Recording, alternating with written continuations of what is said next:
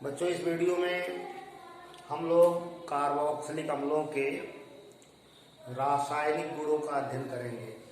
पिछले वीडियो में आपको अम्लों के अम्लीय प्रबलता मतलब किस तरह वो आयनित हो सकते हैं या अम्लीय गुण क्यों व्यक्त करते हैं। जैसे कहा जाए कार्बोक्सिलिक अम्ल अम्लीय होते हैं क्यों, तो कहेंगे कि कार्बोक्सिलिक अम्ल के आयनन से जो कार्बोक्सिलेट आयन बनता है वो अनुनाद के कारण अस्थायी होता है। ऋणायन के अस्थायीकरण से अम्लीय प्रबलता यौगिक में आती है, क्योंकि जब वो आयनित होकर के H+ आयन लेता है तो जो ऋणायन बचता है कार्बोक्सिलेट उसको अस्थायी होना चाहिए, उसमें अस्थायित्व आना चाहिए।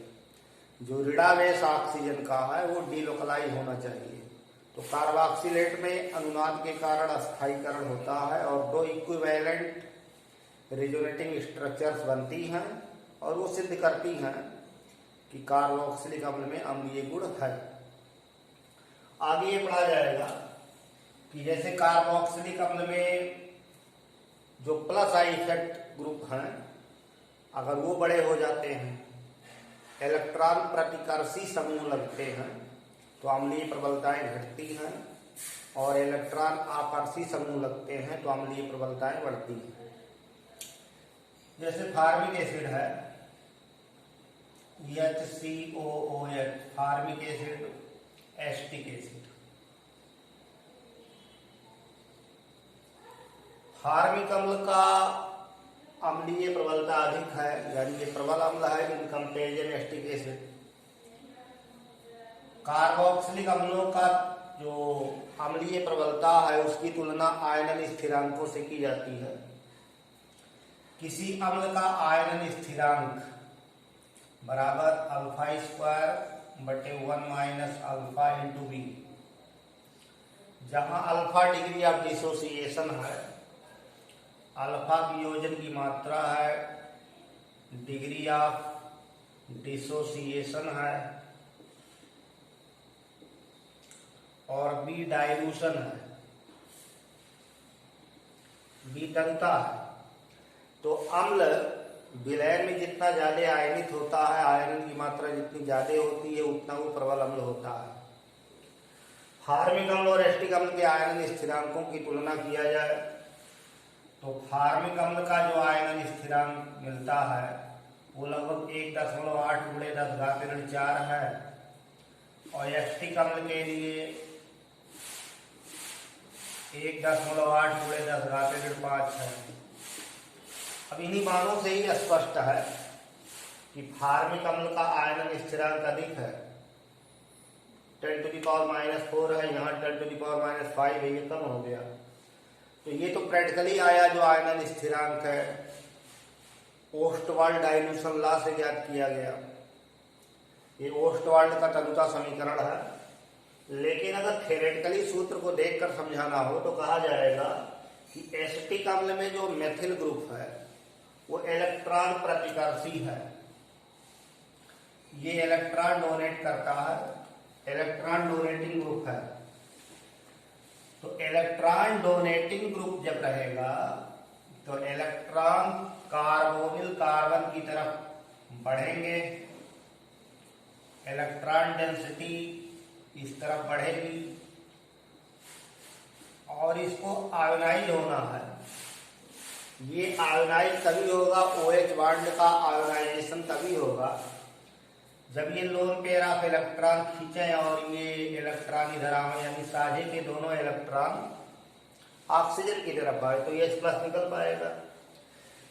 तो अगर इलेक्ट्रॉन खींचने वाले ग्रुप होते तो इसका आयोनाइजेशन फास्ट होता, इलेक्ट्रॉन डेंसिटी इधर खींचती, इधर तो इलेक्ट्रॉन डोनेटिंग ग्रुप है तो इसका आयनन कम हो जाएगा। तो इलेक्ट्रॉन प्रतिकर्षी जो सब्स्टिट्यूएंट होंगे, इलेक्ट्रॉन रिलीजिंग सब्स्टिट्यूएंट जो होंगे वो एसिड को कमजोर बना देते हैं, उसके डिग्री ऑफ डिसोसिएशन वियोजन की मात्रा को कम कर देते हैं। वियोजन की मात्रा कम हो जाने से अम्ल की अम्लीय प्रबलता कम हो जाती है। आयनन पर ही निर्भर करता है कि समान सांद्रता के विलयनों में जो एसिड जितना ज्यादा आयोनाइज होगा, जितना ज्यादा आयनित होगा उतना प्रबल कहलाएगा। तो फार्मिक अम्ल प्रबल अम्ल है और एसिटिक अम्ल इन कंपेरिजन दुर्बल अम्ल है। अब ऐसे ही एसिटिक अम्ल में अगर क्लोरीन लगा दिया जाए, क्लोरो आ जाए, जैसे Cl CH2 COOH, तो ये जो क्लोरीन है इलेक्ट्रोनेगेटिव एटम है, ये इलेक्ट्रॉन आकर्षी प्रभाव लगाएगा, मतलब इलेक्ट्रॉन डेंसिटी अपनी तरफ खींचेगा। तो क्लोरोएस्टिक एसिड क्लोरीन परमाणु के इलेक्ट्रॉन आकर्षी प्रभाव के कारण एसिटिक एसिड से ज्यादा आयनित होता है, उसका आयोनाइजेशन अधिक होता है। ऐसे दो क्लोरीन लगा दिया जाए, डाइक्लोरोएस्टिक एसिड, तो दो इलेक्ट्रॉन खींचने वाले समूह हो गए, इलेक्ट्रॉन खींचने वाले दो ग्रुप हो गए, इलेक्ट्रॉन डेंसिटी खींचेगी तो ये इलेक्ट्रॉन ऑक्सीजन की तरफ आएगा, हाइड्रोजन निकल जाएगा। ऐसे तीन आइटम हो जाए ट्राइक्लोरोएस्टिक एसिड, तो ट्राइक्लोरोएस्टिक एसिड हो जाएगा तो इसकी प्रबलता और ज्यादा हो जाएगी। प्रबलता का सीधा मतलब आयरन की मात्रा से है, तो ये स्ट्रांग हो जाएगा, फिर ये होगा तो यहाँ कमजोर ये हो जाएगा। और एसिटिक अम्ल को ले लिया जाए तो एसिटिक अम्ल इन सब में कम हो जाएगा। तो इलेक्ट्रॉन आकर्षित करने वाले प्रतिस्थापी सब्स्टिट्यूएंट एसिड को स्ट्रांग बनाते हैं, उसका डिग्री ऑफ डिसोसिएशन बढ़ा देते हैं। इलेक्ट्रॉन खींचने वाले प्रतिस्थापियों में सब्स्टिट्यूएंट में कई इलेक्ट्रॉन आकर्षी अगर दिए गए हों तो उसमें डिपेंड करेगा कि किसमें ज्यादा इलेक्ट्रोनेगेटिव आइटम है। इलेक्ट्रॉन अट्रैक्टिंग पावर इलेक्ट्रोनेगेटिविटी पर डिपेंड करती है। जैसे फ्लोरीन फ्लोरोएस्टिक एसिड दिए गए हों तो फ्लोरो स्ट्रांग होगा, क्लोरो कमजोर हो जाएगा, क्योंकि हाइड्रोजनों में फ्लोरीन सबसे इलेक्ट्रोनेगेटिव है और पूरे पीरियाडिक टेबल में सबसे ज्यादा इलेक्ट्रोनेगेटिव एलिमेंट है। तो इलेक्ट्रॉन अट्रैक्टिंग पावर, इलेक्ट्रॉन खींचने की जो क्षमता है वो इलेक्ट्रोनेगेटिविटी पर जाती है। फ्लोरीन ये स्ट्रांग इलेक्ट्रोनेगेटिव है, तो फ्लोरोएस्टिक एसिड ज्यादा आयनाइज होगा, अधिक आयनित होगा और अधिक आयनित होने के नाते इसकी अम्लीय प्रबलता अधिक होगी। ऐसे क्लोरोएस्टिक एसिड है, फ्लोरो से कम होगा, ब्रोमो रहेगा तो और कम होगा। तो इलेक्ट्रॉन खींचने वाले में भी अगर तुलना किया जाए तो कौन ज्यादा इलेक्ट्रोनेगेटिव है उस पर डिपेंड करेगा कि एसिड की एसिड स्ट्रेंथ क्या होगी, अम्लीय प्रबलता क्या होगी। ऐसे आयोडो है, आयोडोएस्टिक एसिड, फिर एस्टिक एसिड। तो इलेक्ट्रॉन खींचने वाले समूह जो होंगे वो एसिड की एसिड स्ट्रेंथ को बढ़ा देते हैं, और इलेक्ट्रॉन खींचने का मतलब कि उसकी इलेक्ट्रोनेगेटिविटी पर है। जैसे -I ग्रुप है, नाइट्रो है, नाइट्रो लग जाए एसिड स्ट्रेंथ बढ़ जाएगा। स्ट्रांग इलेक्ट्रॉन अट्रैक्टिंग ग्रुप है नाइट्रो, इलेक्ट्रॉन विथड्राइंग ग्रुप है नाइट्रो। नाइट्रो जहां लगेगा वहां एसिड का स्ट्रेंथ बढ़ जाता है। जैसे पिक्रिक अम्ल 2,4,6 ट्राई नाइट्रोफिनॉल है, फिनालिक कंपाउंड लेकिन एसिड जैसा व्यवहार आता है, पिक्रिक एसिड उसका नाम है। ऐसे साइनो है, फ्लोरो है, क्लोरो है, ब्रोमो है, आइडो है, ऐसे हाइड्रॉक्सी ग्रुप है। ये सब -I इफेक्ट लगाते हैं।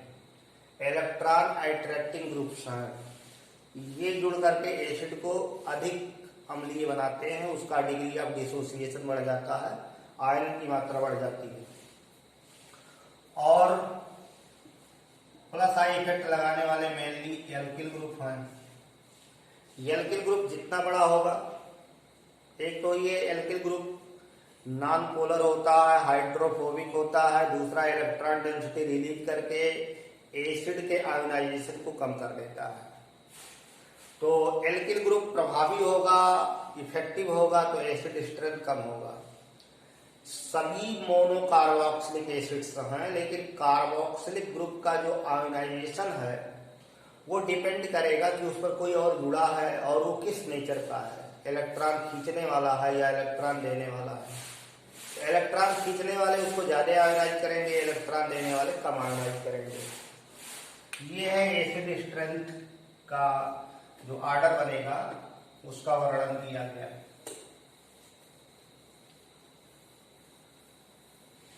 सभी कार्बोक्सिलिक अम्ल अम्लीय होते हैं।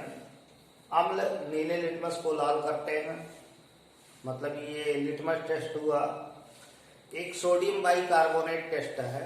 कार्बोक्सिलिक एसिड जो होते हैं वो सोडियम बाइकार्बोनेट को अपघटित करके बुदबुदाहट देते हैं, इफरवेरेंस निकलती है, कार्बन डाइऑक्साइड गैस निकलती है, जबकि फिनाल ऐसा नहीं देती है। उसमें कारण ये दिया जाता है कि जो कार्बोनिक एसिड से H2CO3 से स्ट्रांग एसिड हैं वो सोडियम बाइकार्बोनेट को तोड़ करके उसमें से CO2 निकालेंगे, लेकिन जो कार्बोनिक एसिड H2CO3 से वीक एसिड है वो उसका अपघटन नहीं कर पाएगा, उसमें बुदबुदाहट नहीं होगी। जैसे फिनाल कार्बोनिक एसिड से H2CO3 से वीक एसिड है, इसलिए फिनाल सोडियम बाइकार्बोनेट के साथ कोई बुदबुदाहट, कोई इफरवेरेंस नहीं देता है। तो कार्बोक्सिलिक अम्ल RCOOH सोडियम बाइकार्बोनेट NaHCO3 मिलाने पर इफरवेरेंस देते हैं, बुदबुदाहट देते हैं। तो इसमें एसिड का सोडियम साल्ट बनेगा और कार्बन डाइऑक्साइड निकलेगी। कार्बन डाइऑक्साइड निकलने से बुदबुदाहट होती है, कार्बन डाइऑक्साइड निकलेगी तो बुदबुदाहट होगा। तो कार्बोक्सिलिक ग्रुप की पहचान प्रयोगशाला में किया जाता है कि दिया गया कार्बनिक यौगिक सोडियम बाइकार्बोनेट के साथ बुदबुदाहट देता है तो उसमें कार्बोक्सिलिक ग्रुप है। कार्बोक्सिलिक क्रियात्मक समूह की पहचान है। जैसे एस्टिक अम्ल है, acetic acid on treatment with sodium bicarbonate, तो ये बनाएगा सोडियम एसीटेट, कार्बन डाइऑक्साइड और H2O, तो बुदबुदाहट निकलेगी। तो इस तरह कार्बोक्सिलिक अम्ल जो होते हैं वो सोडियम बाइकार्बोनेट या सोडियम कार्बोनेट को भी अपघटित कर सकते हैं। जैसे एस्टिक अम्ल में सोडियम कार्बोनेट मिलाया जाए, सोडियम कार्बोनेट मिलाएंगे तो साल्ट बनेगा सोडियम एसीटेट बनेगा, कार्बन डाइऑक्साइड बनेगी, जल बनेगा। तो इस तरह से सोडियम बाइकार्बोनेट और सोडियम कार्बोनेट को ये अपघटित होकर के कार्बन डाइऑक्साइड देते हैं, बुदबुदाहट होती है। ऐसे कार्बोक्सिलिक अम्ल क्षारों से मिलकर के लवण बनाएंगे, ये उसका अम्लीय गुण है। रिएक्शन विद बेसेज, क्षारों से अभिक्रिया, जैसे कास्टिक सोडा नाम सुने होंगे, NaOH है, कास्टिक पोटास KOH है, अमोनियम हाइड्रोक्साइड है जो वीक बेस होती है। तो इन सबसे रिएक्शन कराया जाए तो साल्ट मिलेगा। देखो कार्बोक्सिलिक एसिड एक तो वीक एसिड है, सभी कार्बोक्सिलिक एसिड वीक एसिड हैं, उतना स्ट्रांग तो नहीं है जितना अकार्बनिक एसिड होते हैं, इनऑर्गेनिक एसिड होते हैं, लेकिन वीक में भी कोई कम वीक होता है, कोई ज्यादा वीक होता है। तो कम वीक को इन कंपैरिजन स्ट्रांग कह देते हैं और उससे वीक को वीक कह देते हैं। तो कार्बोक्सिलिक अम्ल RCOOH कार्बोक्सिलिक अम्ल क्षारों से क्रिया करके लवण बनाते हैं। RCOOH में ये न्यूट्रलाइजेशन है। अब वीक एसिड स्ट्रांग बेस तो ये रिवर्सिबल दिखाया जाता है, क्योंकि कंप्लीट नहीं होता है, कुछ न्यूट्रलाइज होगा कुछ रह जाएगा। ऐसे फार्मिक एसिड है, अमोनियम हाइड्रोक्साइड है, अमोनियम हाइड्रोक्साइड वीक बेस में आता है। साल्ट बनेगा अमोनियम फार्मेट,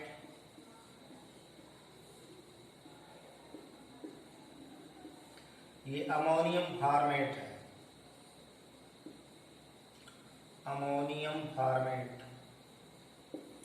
साल्ट के जल अपघटन में साल्ट को 4 तरह से बांटा गया है।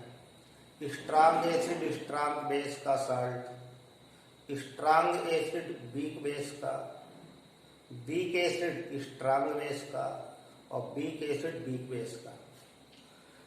तो ऐसे साल्ट हाइड्रोलाइज भी होते हैं, जल अपघटित भी होते हैं, जिसमें एक हिस्सा वीक हो या दोनों हिस्से वीक हो, मतलब अम्ल या क्षार कोई वीक हो अथवा दोनों वीक हो, उनसे जो साल्ट बनेगा उनका हाइड्रोलिसिस होता है, जल अपघटन होता है। लेकिन जो salt strong acid strong base से बनते हैं वो जल से क्रिया नहीं करते। जैसे सोडियम क्लोराइड है, सोडियम क्लोराइड स्ट्रांग एसिड और स्ट्रांग बेस का साल्ट है, इसलिए सोडियम क्लोराइड का जल अपघटन नहीं होता। और जल अपघटन न होने के कारण ऐसे साल्टों का जो पीएच है, पीएच इक्वल टू हाफ पीकेडब्ल्यू, पीकेडब्ल्यू का मान 14 होता है, 2 से भाग देंगे 7 आएगा। यानी ऐसे लवण जो स्ट्रांग एसिड स्ट्रांग बेस से बने होते हैं वो पानी में घोलने पर पानी के पीएच मान में कोई परिवर्तन नहीं करते, शेष का जल अपघटन होता है। ऐसे आगे रिएक्शन है जिसमें कार्बोक्सिलिक अम्लों का जो हाइड्रॉक्सिल ग्रुप है, OH ग्रुप, वो विस्थापित होता है। एक महत्वपूर्ण अभिक्रिया है एस्टरिफिकेशन, एस्टरीकरण अभिक्रिया है, एस्टरिफिकेशन रिएक्शन है, जिसमें एस्टर का फॉर्मेशन होता है।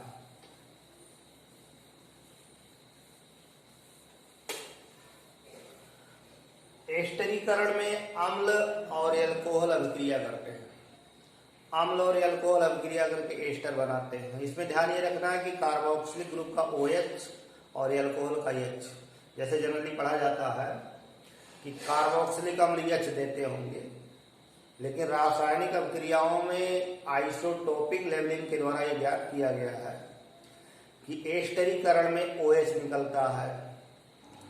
फास्फोरस पेंटाक्लोराइड से अभिक्रिया करा दो तो भी OH निकलता है। तो एस्टरीफिकेशन रिएक्शन है, एस्टरीकरण, एस्टरीफिकेशन। एस्टरीकरण अभिक्रिया में कार्बोक्सिलिक अम्ल एल्कोहलों से अभिक्रिया करते हैं। तो इसमें हाइड्रॉक्सिल ग्रुप, यानी इसमें जो जल निकलेगा उसकी ऑक्सीजन अम्ल की होती है, RCO इससे मिलता है, तो एस्टर बनेगा RCOOR', एस्टर, एस्टर का फॉर्मेशन होगा। तो कार्बोक्सिलिक अम्ल का OH एल्कोहल के H के साथ जल बनाया, या यूं कहिए कि एल्कोहलों की जो हाइड्रोजन है वो एसिल समूह द्वारा विस्थापित होती है। RCO एसिल ग्रुप है, ये RCO एसिल ग्रुप है, और यहां से यह छड़ करके एसिल ग्रुप आ गया तो RCOOR' एस्टर बना। एस्टरीकरण क्रिया वैसे उत्क्रमणीय चलती है, क्योंकि एस्टर का जल अपघटन भी होता है और अम्ल और एल्कोहल मिलकर एस्टर बनाते हैं। रिएक्शन जो है रिवर्सिबल होती है। जैसे एसिटिक अम्ल है, एसिटिक एसिड, एथिल अल्कोहल से अभिक्रिया करें तो एस्टर का फॉर्मेशन होगा CH3CO और OC2H5। एसिटिक एसिड का CH3CO और OC2H5 इसका एथिल एसीटेट बनता है। तो एस्टरीकरण क्रिया में अम्ल का हाइड्रॉक्सिल ग्रुप विस्थापित होता है, एसिड का OH निकलता है और एल्कोहल का H निकलता है। ऐसे reaction with phosphorus pentachloride, phosphorus pentachloride से अभिक्रिया, ये अल्कोहलों में भी बताया गया है। फास्फोरस पेंटाक्लोराइड जहां भी अभिक्रिया करता है वहां OH का विस्थापन करता है, हाइड्रॉक्सिल ग्रुप का विस्थापन करता है। तो अगर फास्फोरस पेंटाक्लोराइड, फास्फोरस ट्राइक्लोराइड इन सबसे रिएक्शन कराया गया तो OH हटता है। जैसे कोई कार्बोक्सिलिक एसिड है RCOOH, इनकी फास्फोरस पेंटाक्लोराइड से अभिक्रिया कराएंगे तो एसिल क्लोराइड बनेगा CH3COCl plus POCl3 plus HCl। ये एसिटिल क्लोराइड है, एसिटिल क्लोराइड या एथेनाइल क्लोराइड भी कहते हैं IPAC में, 2 कार्बन वाला। ऐसे अगर फास्फोरस ट्राइक्लोराइड से रिएक्शन कराया तो फास्फोरस ट्राइक्लोराइड से रिएक्शन कराने में यहां जनरल ही दिखाया जाएगा, RCOCl लिखा जाएगा, RCOCl, acyl chloride, acyl chloride यहां जनरल फार्मूला लिया गया है। ऐसे PCl3 से रिएक्शन कराएंगे तो RCOCl और फास्फोरस एसिड H3PO3 बनेगी, इसको बैलेंस कर देंगे। ये फास्फोरस एसिड है, डाइबेसिक है, इसमें 3 हाइड्रोजन भले दिखते हैं लेकिन इसकी क्षारकता 2 ही मिलती है, मतलब डाइबेसिक एसिड है फास्फोरस एसिड। ऐसे कार्बोक्सिलिक अम्लों की अभिक्रिया थायोनिल क्लोराइड SOCl2 से कराई जाए, थायोनिल क्लोराइड से कराई जाए तो भी RCOCl बनेगा, SO2 और HCl। तो हाइड्रॉक्सिल ग्रुप विस्थापित हो गया और वहां क्लोरीन आ गई। तो हाइड्रॉक्सिल ग्रुप का विस्थापन कराना हो तो क्लोरीन परमाणु से तो आप PCl5, PCl3 या SOCl2 का प्रयोग कर सकते हैं। ऐसे कार्बोक्सिलिक अम्लों का डिहाइड्रेशन होता है, निर्जलीकरण होता है, पानी निकलती है जिसमें एनहाइड्राइड बनते हैं। डिहाइड्रेशन